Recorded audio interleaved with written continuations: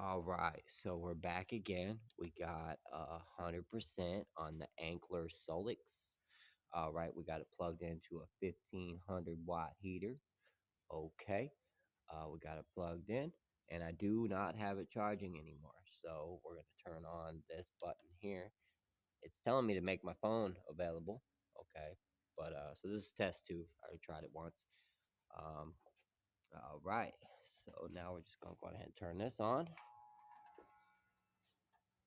So most of the time, you guys are gonna hear like beep and all that right now, especially for a heater.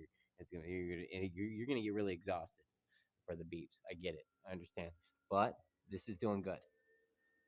So you're gonna run for probably about an hour on that. So that's not crazy, but it's running, man. It's running.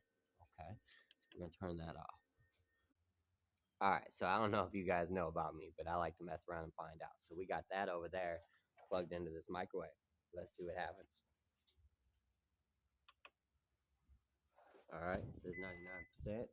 Okay, bad boy's on. Let's see what happens when I hit potato. Oh, hold on, you gotta open this. Start. Nuh-uh. Nuh-uh. Man, I'm microwaving, boy. Alright, I really wasn't expecting that. I really wasn't. Really wasn't. It says that I got 6 hours or 0.6 hours of microwave.